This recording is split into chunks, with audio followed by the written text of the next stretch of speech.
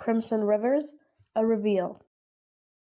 Regulus remembers the first, but certainly not the last, time he thought James was stupid. He was 13 and James had just kissed a girl in front of him. It was the first time since he was 10 years old that he thought James was anything other than wonderful. With one kiss to someone who wasn't him, Regulus felt very justified in finding him stupid at the time. For about a week, Regulus hated James, actually. Glared at him whenever he came near, not that James noticed. Stopped talking to him, not that James cared. Even called James stupid right to his face in a fit of pubescent anger, and all that did was make James laugh. But for a week, James was the stupidest boy in the world. In Regulus's mind, he hated his guts with a burning passion that rivaled the sun.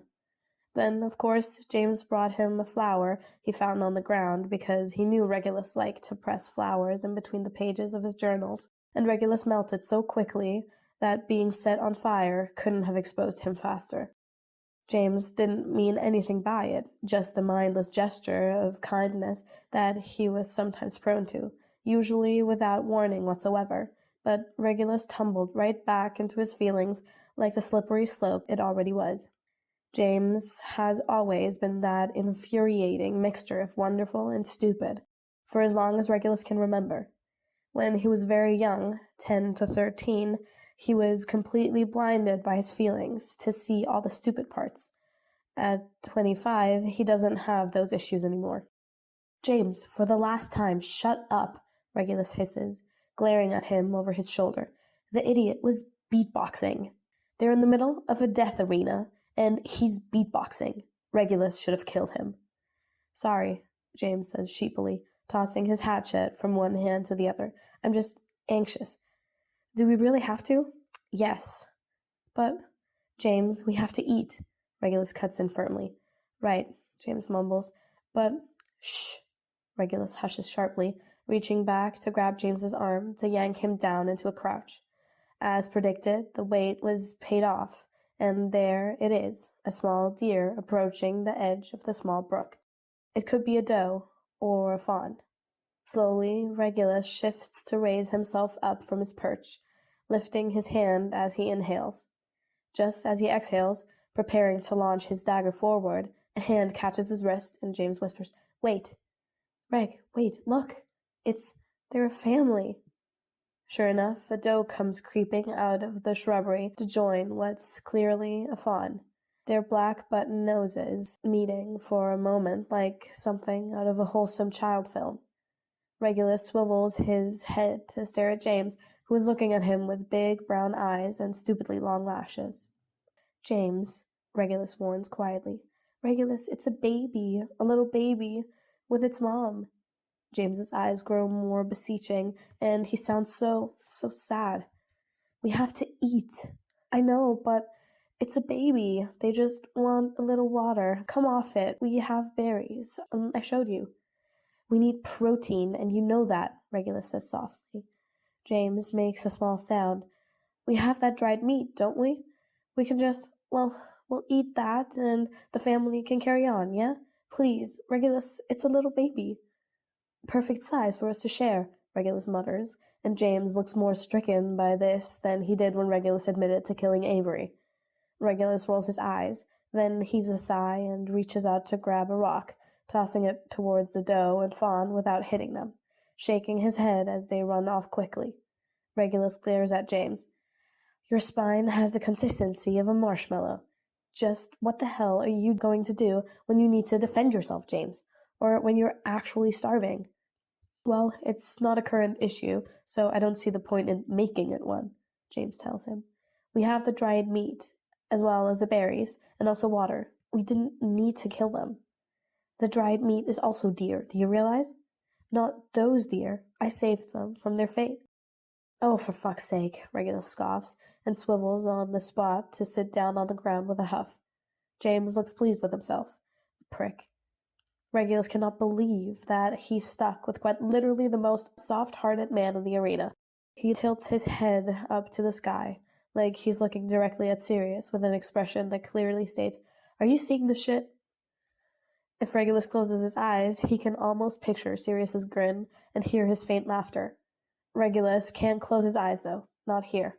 Not when it's not safe. 10 minutes later, Regulus is sitting across from James, sharing the dried meat and berries as well as passing the canister of water back and forth. It's not exactly a glamorous meal, honestly, but it'll do. I wonder what Sirius is doing, James mumbles in between bites, his eyebrows furrowed. Regulus snorts. 2 days and you already miss him, don't you? Dreadfully, James admits. You always get like this, Regulus says, shaking his head. Every year when he's mentoring in the Hallow, you just roam around the district like you're missing half of yourself. Feels that way. Oh, spare me. James clicks his tongue. Don't be a prick. I genuinely do get sad when he's away. Poor baby, Regulus coos at him, lips curling up when James squints at him. Fucking hell, you're ridiculous. If you love him so much, why isn't he the one you had feelings for, huh? Well, for one thing, what we have is special and goes beyond the bonds of romance, reaching unfathomable lengths that no one can understand but us. So jot that down, James says primly, and Regulus tries so hard not to laugh at his snooty defensive tone. It doesn't work, really, and James's eyes grow softer when he sees him laughing. For another thing, I had my eye on his little brother. Scandalous, Regulus comments. An outrage, James agrees, chuckling. I don't know, maybe if our lives had gone differently, maybe we would have ended up together. You and me, I mean. That's wishful thinking, isn't it? Regulus rolls a berry in between his fingers, thoughtful. He knows what James means. If Sirius hadn't volunteered, if the games hadn't existed at all, what would they be now? He thinks he knows, and it's sort of heart-wrenching. No, that's not wishful thinking. I think you're right. What? Really? James bolts up, his eyes wide as he stares at him in blatant shock. You really think so? Like I told you, Regulus says, we're a great big tragedy. It seems to catch up to James, then, that his revelation isn't something to celebrate, but rather something to mourn. His delight fades out into disappointment like a wilting flower, and Regulus has never hated this world more than he does in this moment.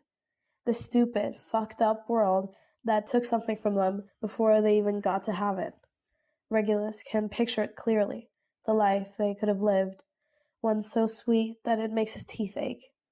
2 days after his birthday, if his name hadn't been called, James's lingering looks would have turned into lingering smiles, into lingering touches. He would have shown up at Regulus's door, ruffling his hair nervously, and Regulus would have known instantly what that meant, what it all meant. He wouldn't have believed it at first, but James wouldn't have left him in suspense for long. James is very impulsive, and it wouldn't have taken him much time at all to make a move. Of course, Regulus would have felt like all his dreams were coming true, and he would have been wrapped around James's finger with no shame, so in love that he was sick with it. Their first kiss, a secret in the dark that left them both with grins and butterflies in their stomachs, tentative smiles and small brushes of their hands, just 2 young boys growing up, falling in love, slowly and safely. It wouldn't all be easy, because nothing ever is. There would be the hurdle and getting Sirius to be okay with it, especially when he was so young and fiercely territorial of his and James's friendship. He would come around eventually, though, because at the end of the day he would see that they were happy, and he would have understood.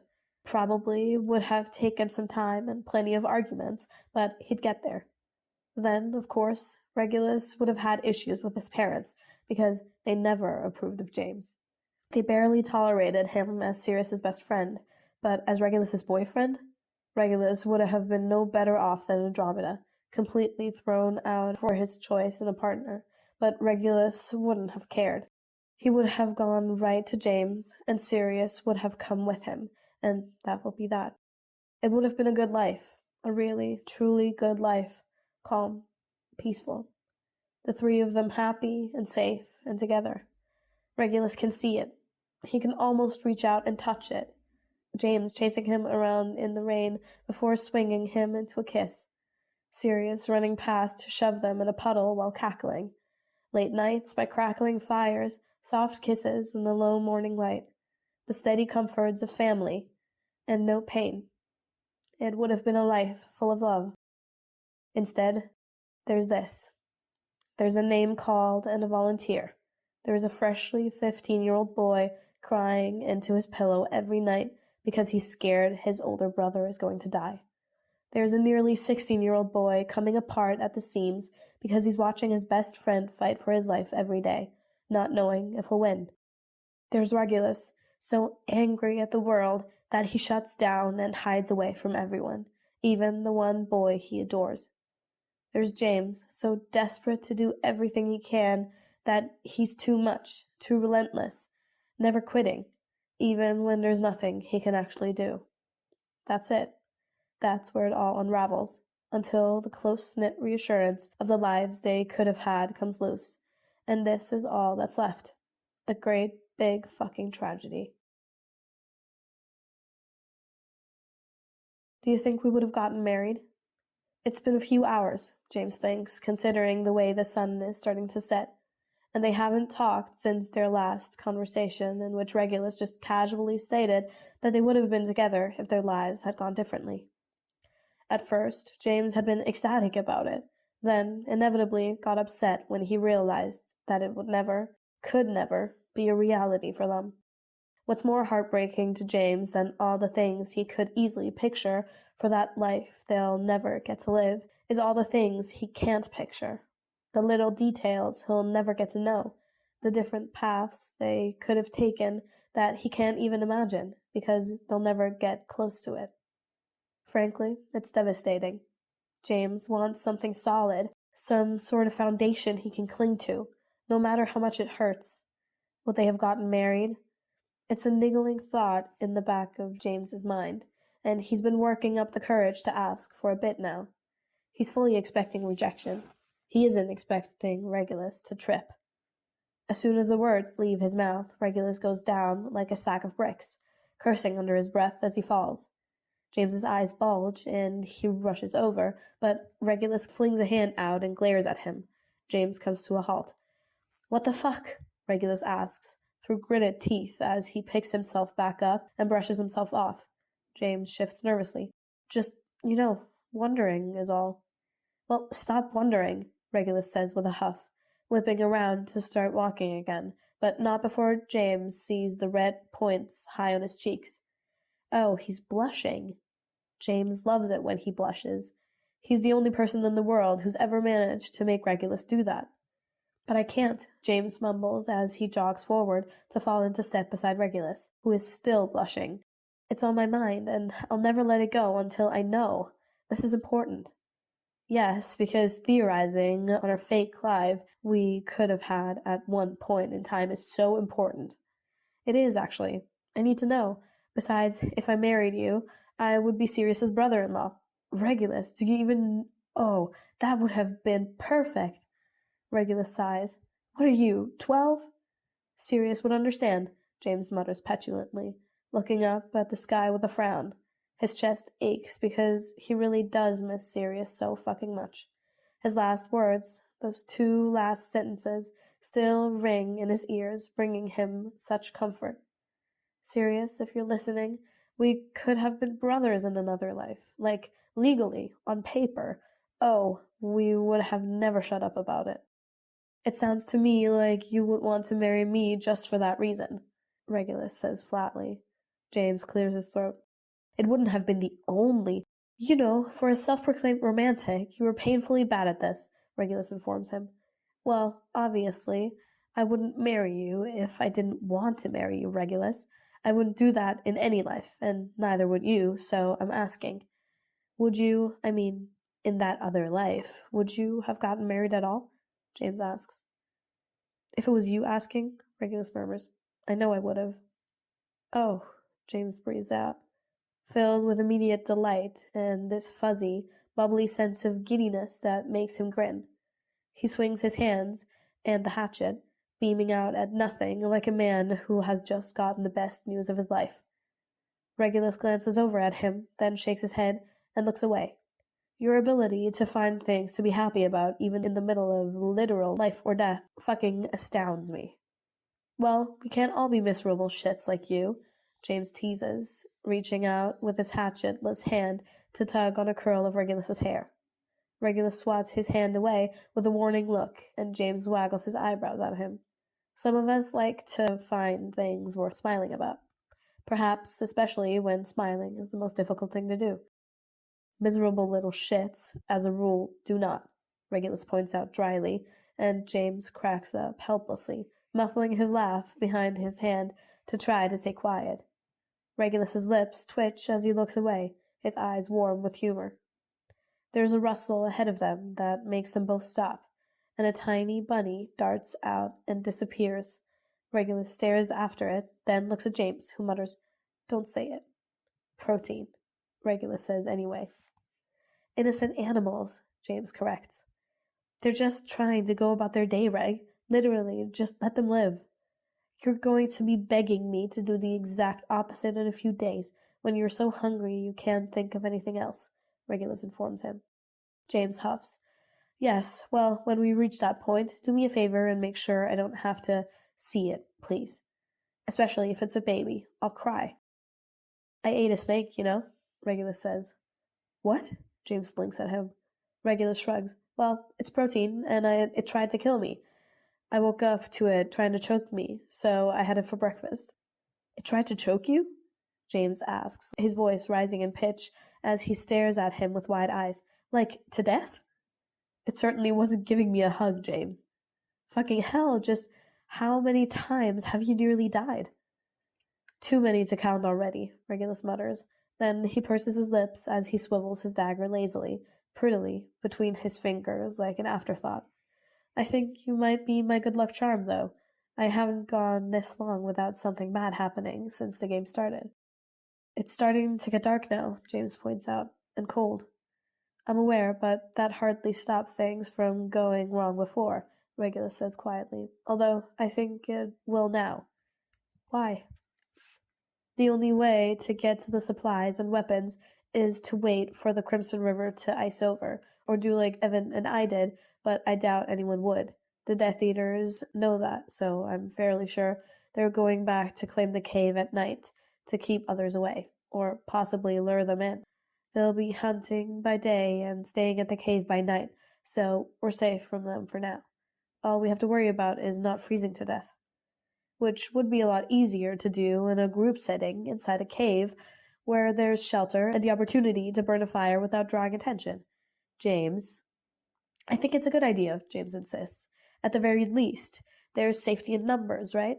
Maybe we could do something to incapacitate the Death Eaters in some way. Like, if we all came together to form a plan." "Incapacitate," Regulus echoes, arching an eyebrow at him, and James grimaces. "Do you mean kill?" "No, that's not what I said. But that's what you meant." James clenches his jaw, grip tightening on the handle of his hatchet, and he forces himself to exhale. The truth is, he can't keep circling around reality in his mind, and wanting to get Regulus home means that there are 23 other people who won't be making it. As much as he'd love to be a pacifist, he knows that's not possible. 6 of the remaining 16 want Regulus dead, so... "Yeah," James says softly. "That's what I meant." "Right," Regulus flicks his eyes over James, one eyebrow lifting slightly, just a small twitch. His gaze drags down the length of James's body, then right back up. "Well, looks like you do have some survival instincts in you after all. So you're in?" James asks. "I'll think about it," is Regulus's flippant response. Regulus is very particular about his hiding spots, and he's not changing that just because James is around. If he doesn't like it, he can leave, which he still refuses to do. Secretly, Regulus is grateful that James is here. He's worked it out by now that people are invested in his and James's little love story, or whatever, so there's no doubt in his mind that the game makers are televising every moment between them.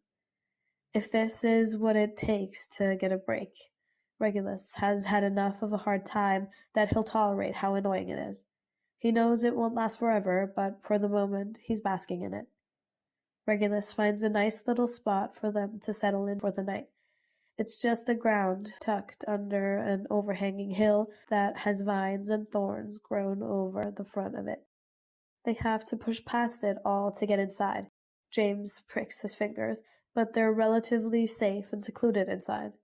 It's not the best for warmth, though, and they'll have to get close. They could risk a fire for an hour or two just to warm up, but they can't let it burn for too long, or people will be able to find them. James is sucking on his pricked finger and pouting in the dark when he settles down, and Regulus rolls his eyes as he reaches over to tug on James's wrist. Let me see. Oh, it's fine, you big baby. You're not even bleeding. Still hurt, James mumbles. Regulus lets his hand go and starts digging through his bag to find the matches he has. He sets his bag aside when he finds them, and then he starts shuffling around to grab sticks and leaves and proper kindling around the small concave of earth they've tucked themselves into. When he looks back up, James is pawing through his bag curiously. What are you doing? Regulus asks. Looking through your stuff, James replies simply, drawing each item out one at a time. Water canister, tiny flashlight, compass, tape. Ooh, small first aid kit. Nice. It's just bandages and a bit of antiseptic, Regulus says. James hums. Better than nothing. Let's see. Oh, a blanket. Just one. Not very big. He looks up. Are we... No, James. I'm going to leave you out in the cold. Regulus cuts in sarcastically. Well, I didn't want to assume that we'd share, James tells him with a small smile. We'll have to get close. Regulus looks away, fiddling restlessly with his dagger, doing his absolute best to ignore it. That flutter. Damn that flutter in his chest. He recognizes it. Warmer that way. It is that, James agrees, sounding ridiculously cheerful about the fact that they're going to be freezing tonight. All right, there's one more thing at the... There's a pause, and Regulus looks over to see James holding up a pair of handcuffs, his eyebrows throwing a party with his hairline. Okay, sorry. Well, now what's this about? Handcuffs, Regulus? Oh, fuck off. It was in the bag, Regulus grumbles. I didn't pick them out. What would I even do with them? James swings them around his finger, eyes sparkling. I can think of a few things. Actually, if you want to get creative, shut up, Regulus says, reaching out to snatch the handcuffs and stuff them back into the bag, glaring at James, who just grins at him. In case it escaped your notice, the whole world is watching you insinuate things, including your parents. Is this how you want to present yourself to them, huh? Mom, Dad, look away. I'm having impure thoughts, James announces, gasping theatrically as he presses the back of his hand to his forehead. Oh, the shame. Regulus tries hard not to laugh. He really does, but it bubbles up past his lips anyway. He ducks his head forward and pinches the bridge of his nose, shaking his head like he can shake away his smile. It doesn't really work, and then James's head is propped on his thigh, head turned so he can look up at Regulus with that infuriatingly lovely grin of his. James is just leaning over on his side, an elbow on the cold, hard ground, but he looks rather peaceful with his head pillowed on Regulus's thigh, gazing up at him. Regulus looks down at him and fights valiantly not to remember being 14 and utterly enamored with him. He fails. I really do miss your glasses, you know, Regulus whispers, dropping his hand down beside James's head, careful not to touch. James blinks up at him, and Regulus does miss his glasses.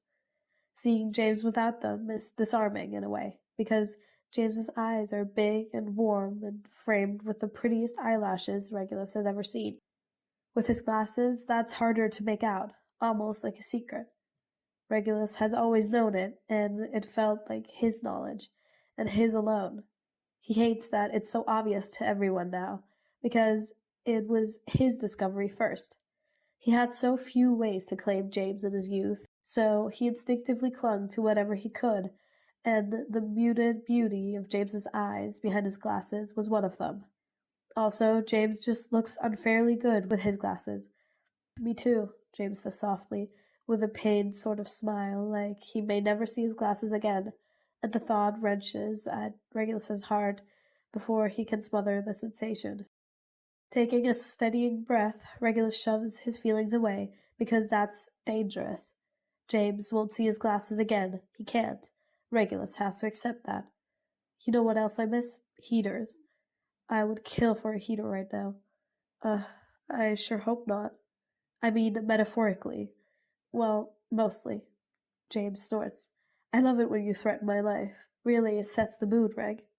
Yes, I thought so too, Regulus quips back, lips twitching when James starts shaking against him with silent laughter. You could start the fire, James suggests when he calms. I want to wait until it gets colder. If last night is any indication of what we should expect, we don't want to have to put the fire out too early, Regulus mumbles. The blanket, then? That's fine. James looks up at him for a moment longer, and Regulus has to ball his hands into fists down by his leg so he won't do something as foolish as running his fingers through James's hair. Oh, he used to dream of doing that when he was younger, caught in a daze more often than not until Sirius was snapping his fingers in front of his face and telling him to come back to Earth. James would laugh each time, and he always winked if Sirius wasn't looking, like he knew exactly what Regulus was doing. Not that it was hard to work out, considering that Regulus was staring at James's hair wistfully, like a little idiot. It's been 10 years. Regulus is no longer that little idiot, so the impulse to touch can fuck off, is what it can do. He keeps his hand balled into a fist and looks away, and eventually James pulls himself up to grab the blanket after putting everything back in the bag, excluding the matches. He scoots himself up and backwards, tucking the blanket around himself and holding the rest of it out to Regulus so he can slide in. James is aligned along the dirt wall, meaning the open space in front of him is where Regulus is meant to go. That means Regulus will be closest to the fire when he starts it, which James surely did on purpose. Regulus gives him a look, and this only earns him a sweet, lopsided smile from one James Potter. As always, it feels like he doesn't deserve it. Come here, James murmurs, and Regulus does. It's some sort of cruel irony how good it feels.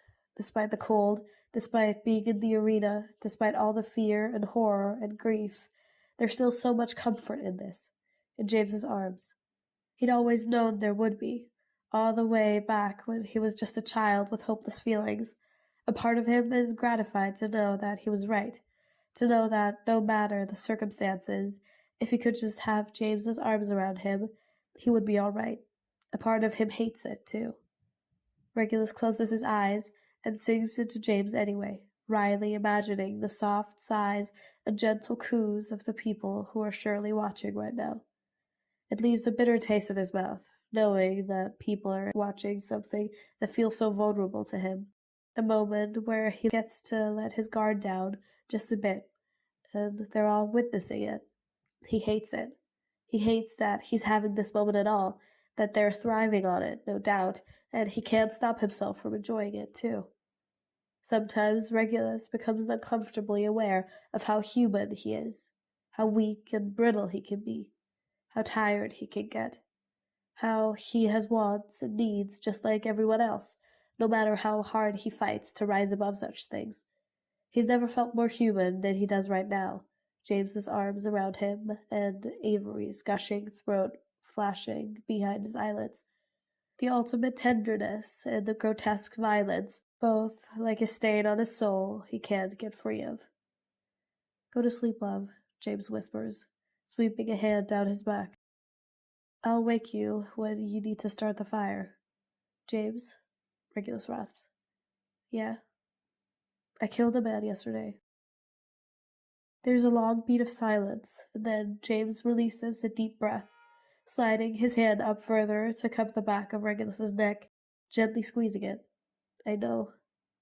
I don't think he was a good man, Regulus admits, and he sounds fragile, like he might shatter at any second. Well, considering that he was trying to kill you, I can safely say he wasn't, James murmurs. Regulus swallows harshly. James? Yes? James asks, and his tone is heavy. Regulus's words catch, and he has to blink rapidly past the stinging in his eyes. I don't think I'm a good man either. It was self-defense, James reminds him gently. But I'm so glad I'm alive, Regulus chokes out, and that's it. He loses it immediately, the tears building until they're overflowing, and he tips his face forward to hide it against James's throat and shoulder so all those people watching won't be able to see it. He remains quiet, refusing to let them hear, but James can feel it. Regulus knows he can. The shaking, the hot tears on his skin, the way Regulus bites his jacket to make sure no noise escapes at all. If that makes you a bad man, then I am too, because so am I, James whispers, pulling him closer. So am I. You have no idea how fucking grateful I am that you're alive. That was the closest I'd ever been to. Regulus sucks in a deep breath, his whole body trembling. No, that's a lie. Even before the arena, I saw... Regulus? James asks cautiously. Swallowing thickly, Regulus croaks. Before I came up into the arena, I was waiting to get ready, and Gideon... Dorcas frowns as she watches the camera abruptly cut to black, the rest of Regulus's whispered words going unheard. Instead, the video feed switches to Evan, who's up in a tree and nodding off. Apparently not interesting enough, the camera cuts to the group hiding in the cave. Beside her, Marlene goes tense. One of hers is in there, Vanity. She's tucked up between Peter and Irene, close to the fire and still shivering violently. The other one, Matthias, they're sleeping back to back with her to try and share warmth. Irene's mentor had sent her warm soup, which they'd all shared, because their traps hadn't caught anything yet. The camera cuts again to a man by himself, who's wide awake and shivering as he huddles close to his own fire. Then it cuts away to another girl around Vanity's age, who has literally dug herself a hole in the ground to shelter herself in. She's the one who carries around a stick, like she's itching to use it, and also the one who stomped on a frog earlier, then cooked it to eat. The last lone tribute is not looking great. A woman who's curled up in a tight ball as she frantically tries to get a fire going, despite her shaking hands. She hasn't had any water, and she stopped begging her mentor to send her some hours ago. Marlene releases a quiet sigh. She's not making it through the night, is she? Dorcas asks. No, Marlene murmurs. She's not. She's not hydrated enough to regulate her body temperature, and she's not going to be able to get the fire started. She'll be dead within 5 hours. Over the next 5 hours, really. It'll be slow. Painful. Dorcas is a Hallow like no other, and she knows that. She's never been one to shy away from the horrors and misgivings of the Hallow, as well as the Hallows who live within. That being said, the dead tone in which Marlene speaks, how lifeless she sounds, is enough to unnerve even Dorcas.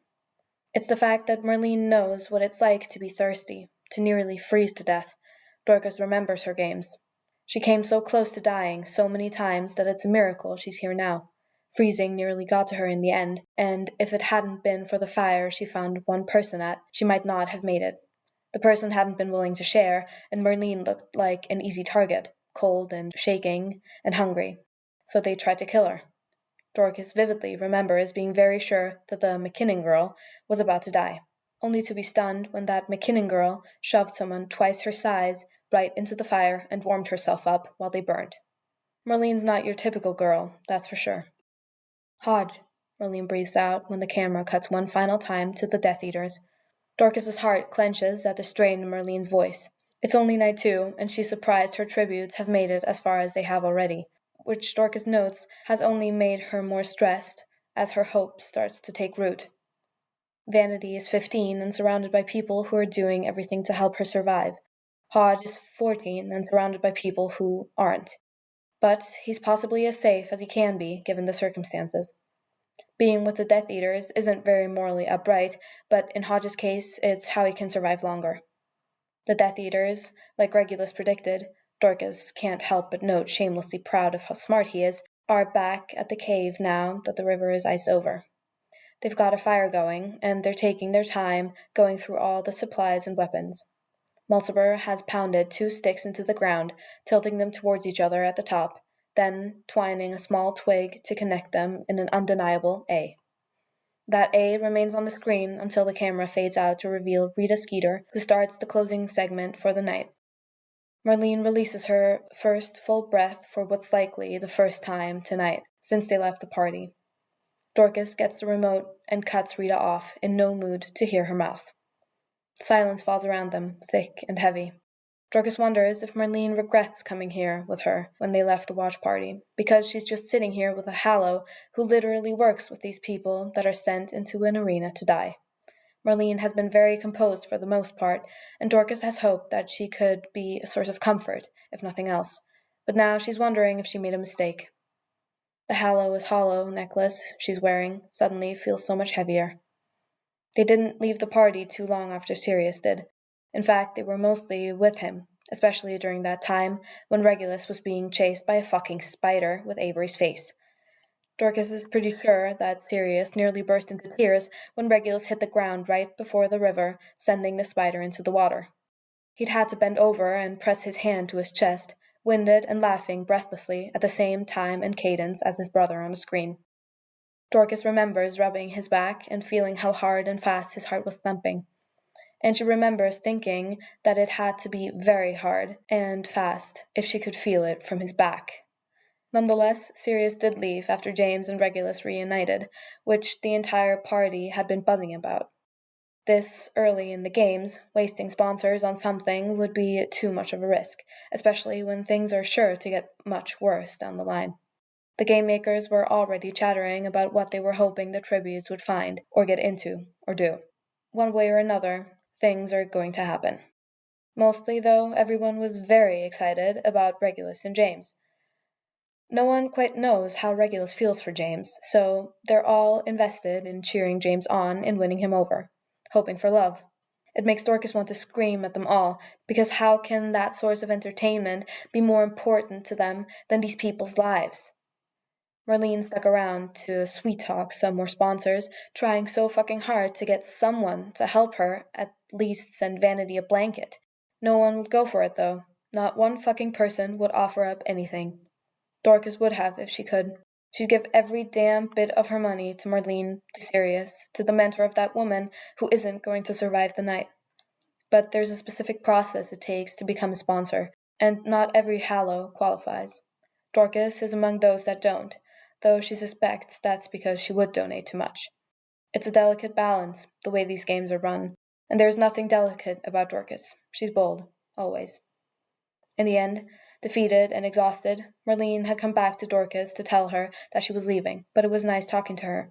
This is when Dorcas, bold as she is, outright asked if she'd like to come back to her suite and watch the games with her, in case she didn't want to be alone. She said it just like that, laying it all out, and Marlene had only paused for one moment before she nodded and followed her out the door. And here they are. Dorcas wonders if Marlene feels less alone. She doesn't think Marlene does, and she can't even blame her. Marlene, Dorcas murmurs, turning to look at her. Yeah? Marlene replies, her voice hoarse. Tell me what I can do to help you, Dorcas says simply, because that's what it comes down to, and she'll do whatever it is that Marlene needs from her. Marlene glances at her, eyebrows furrowed. Are you worried about them? Regulus and James, I mean. Yes, Dorcas admits. I care about them. Can you care about Hodge and Vanity too?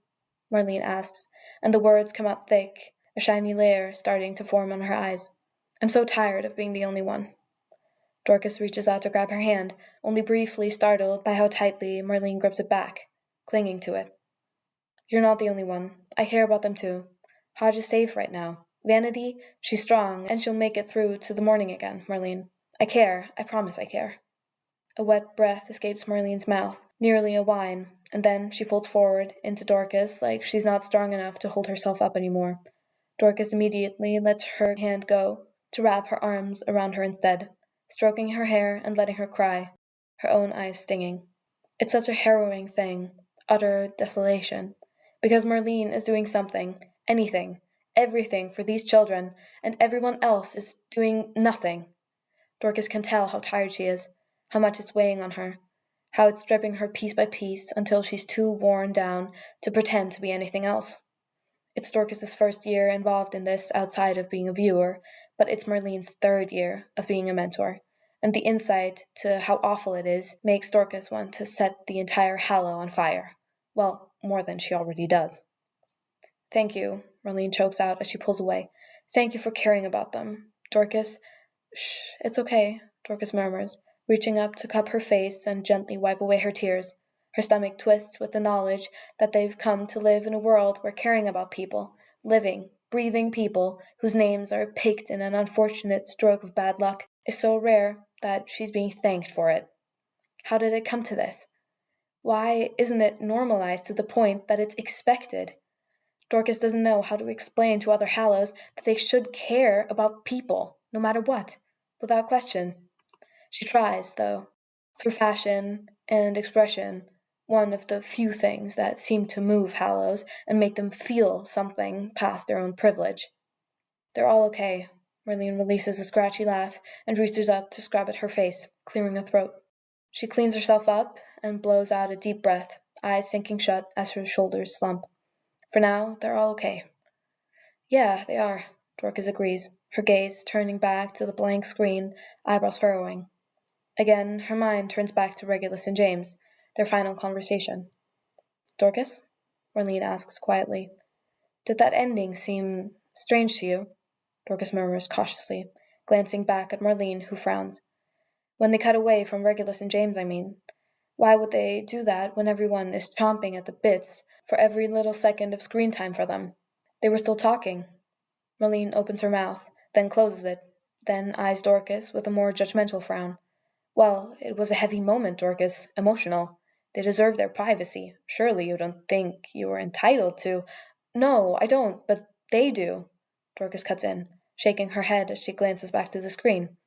The game makers, the viewers, the sponsors, the higher powers, whatever you want to call them. They had to have been salivating over that moment between James and Regulus, so why would they cut it? You think they did it on purpose? Marlene says, sounding confused. Dorcas frowns. He mentioned Gideon. You heard that, right? Regulus mentioned him. Yeah. Why would he do that when he was talking about death? Marlene blinks. I don't know. Maybe Gideon gave him advice? You said Gideon was close with Regulus, while Fabian was close with James. I haven't seen them in 2 days, Dorcas says, gaze fixed on the black screen as her mind ticks over like a timer almost about to go off.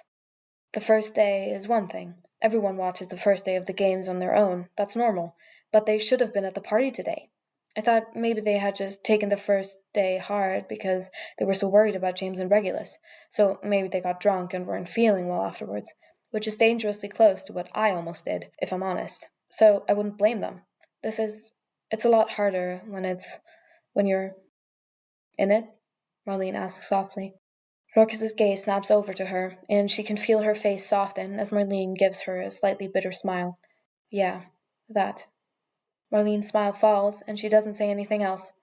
They stare at each other, their hands tangled loosely in Marlene's lap, where they'd fallen after wiping away her tears. Slowly, a fire not unlike the one she pushed someone into starts to grow in Marlene's eyes, and her nails push into the skin of Dorcas's palm. Dorcas can almost taste her resentment. Do you hate me then? Dorcas challenges. I hate the Hallow. I hate Riddle. Marlene stops, and she gives a rueful chuckle. I want to hate you, but I'm finding that rather difficult to do. You may not be like the rest of the Hallows, but you're still a Hallow, Dorcas. I should hate you. Is that so?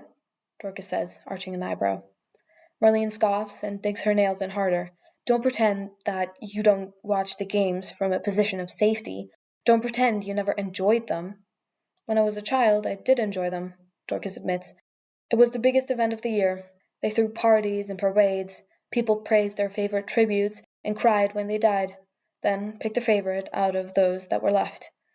The other students at school would gossip about their favorites, and new trends would start that the tributes created. And yes, I enjoyed them, but then I grew the fuck up. Marlene blinks, her nails going slack, likely from surprise. What? I grew up, Dorcas repeats. What were you expecting? Some tragic backstory where I found my whole worldview changing because something significant happened to change my mind? No, I literally just grew up. I got old enough to have the critical thinking skills to look past all the propaganda, to wonder to myself, what if that was me? It's called basic fucking decency, Marlene. Not many Hallows are decent people, but I'm one of the few. And I'm not going to act like I'm not when you want a punching bag. You want a Hallow to lash out at? Is that it? Dorcas, Marlene says, an edge to her voice. I know I'm a Hallow, Dorcas continues sharply. That doesn't mean I don't care, or that I'm not capable of caring without seeing how the other side lives, as it were.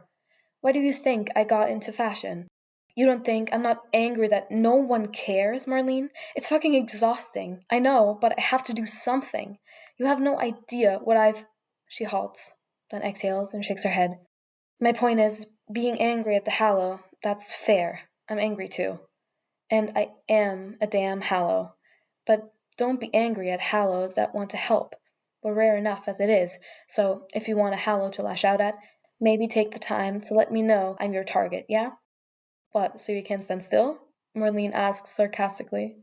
Maybe, Dorcas replies, keeping her voice low. She holds Marlene's gaze. How do you know I would gladly hold still for you if you don't even ask? Marlene's eyes drop to her mouth, then dart back up, her jaw clenching, like she's frustrated by the slip. With how angry I am, I don't really think I'll be all that gentle. Maybe I like it rough, Dorcas shoots back, letting her eyes droop as a slow smile spreads across her face. Marlene is coiled tight with all the grace of a predator about to pounce, and Dorcas is practically taunting her to leap. There's not that much space between rough and wrong, you know, Marlene says, taking a deep breath as she leans back, pulling her hands away. You're right. You've been so kind, and I can't place the blame of All Hallows on you. Your work is incredible. Did you know that? It's seen as radical and borderline traitorous, but it's important. So don't think for a second that I'm ignorant to what you do and have been doing since before you became an official stylist. And you care. You genuinely care. And that's important too, Dorcas. I'm sorry. Dorcas quirks a small smile, her chest warm. I get the anger. Sometimes I look in the mirror and feel it when I see my reflection. And not just because I'm a Hallow, but because I'm furious with myself for not figuring out how to sneak my way into Riddle's safe little castle and put a bullet in his brain while he's asleep. Yet. But one day. Oh, so we have the same anger issues about the same things. Nice to know, Marlene teases, and the tension starts to fade into something calm. I'm not against working through some of those anger issues with you, Dorcas says lightly, because you would very much like to get the sexual tension back, thank you. It works. Marlene inhales sharply, then once again studies Dorcas's mouth like she's figuring out the perfect spot to bite. When she exhales, she mutters a warning. I haven't been with anyone since my games, Dorcas. I don't know how to be gentle sometimes. Well, if you want to be with me, Dorcas says, low and syrupy, as she leans back on her elbows, eyelids drooping in the most blatant fuck me look she can make. It's like I said, maybe I like it rough. Can you throw a punch? Marlene asks. Dorcas is admittedly a little startled by this, so much so that she briefly pauses her whole seduction technique. What? Can you? Yes? Marlene crooks an eyebrow. You don't sound sure. I can theoretically throw a punch, Dorcas says sheepishly. Her fists are admittedly not her usual choice of weapon. Right. Marlene's mouth twitches, and then she shifts to the side to plant her feet on the floor, spreading her legs a little and propping one leg higher than the other. She proceeds to tap it and watch Dorcas with a tiny smirk tugging at the corner of her lips. Well, come on. Oh, Dorcas murmurs the moment she realizes. And then she hikes up the sides of her dress and knee walks over to Marlene before easing into her lap, straddling her elevated thigh. If I get too mean, or I panic and have some sort of flashback to the arena, think you're trying to kill me or something, then you're going to fling yourself off my lap, pick that bottle up off the table, and smash it over my head, Marlene says. I'm absolutely not going to do that, Dorcas replies. Marlene sighs. For your own safety, Dorcas. I told you, I haven't done this since before the arena, so I just want to be sure, that's all. We don't have to do this, you know, Dorcas says softly, reaching out to gently push Marlene's hair back from her shoulder, revealing the faded scar on the side of her throat. I know, and if you've decided you don't want to, then that's fine, Marlene responds calmly. She's really quite relaxed, actually, not seeming bothered by Dorcas in her lap and eyeing her scar at all. But I do want to, if you still want to. I'm a person, and I should be able to do these things just like everyone else. I don't know how it will go, because you'll be the first. I don't think it will go wrong, but I can't be sure until. Right. Well, you let me be the judge of what I can and cannot handle, all right? Dorcas declares firmly. Oh, I'm sure you're more capable than anyone knows, Marlene murmurs, gaze dropping down to where her hand cups Dorcas's bent knee before slowly sliding up her leg. Her grip is firm, not light and teasing. Dorcas chuckles breathlessly. You have no idea. With that, she rocks forward to duck in and kiss Marlene with enough force and intensity that her head tips back. It's their first kiss, and it's not gentle or tentative or sweet. It's hot and sharp, a little rough, but not enough to hurt. Marlene does bite her lip, and Dorcas's head spins as soon as she does it. The kiss has no concept of 0 to 100 when there was no 0 to start with. It's immediate 100 from the moment their lips meet, open-mouthed and desperate. Marlene's hand clamps down on her thigh, digging in hard, and then she's shoving her hand up further, with more urgency, pushing at Dorcas's dress to grab onto her side and fully just haul her closer. Dorcas kisses her harder as a reward, and then she's the one that gets a prize, because Marlene releases this lovely little moan that drags out into a full-blown whimper, and Dorcas has never gotten so hot everywhere so quickly in her life. In the next second, she's frantically tugging at her dress, carelessly trying to snatch it off. Off? Marlene mumbles as she pulls away from the kiss, her hand twisting the fabric of Dorcas's dress like she's about to rip the fucking thing to shreds. Dorcas swats at the side of her hand, and Marlene instantly lets go, blinking up at her almost like a kicked puppy. Dorcas swats back to reach around to unzip her dress. I make nearly everything I wear, so there will be no ripping of my clothes when we're together, yeah? I won't have my time and energy wasted just because you're trying to fuck me faster. Say fuck me again, Marlene breathes out. Fuck me, Dorcas repeats, slower this time. Marlene groans and folds forward to latch onto the side of Dorcas's neck, sucking harshly and nipping a line down to her shoulder. She pulls back quickly when she realizes Dorcas is shimmying out of her dress, though. Her hands slip up the side of Dorcas's body like she's pretending to help, but all she's really doing is feeling all the new skin that's revealed. Dorcas, you are flawless, Marlene whispers reverently, her eyes practically all pupil as Dorcas lazily lets her dress pull to the ground behind her. Did you plan this? Your knickers match your... What? Is that a set? Did you plan this? Dorcas snorts because she can't help it. Actually, no. Some of us just like to wear sets. This is one of my favorites.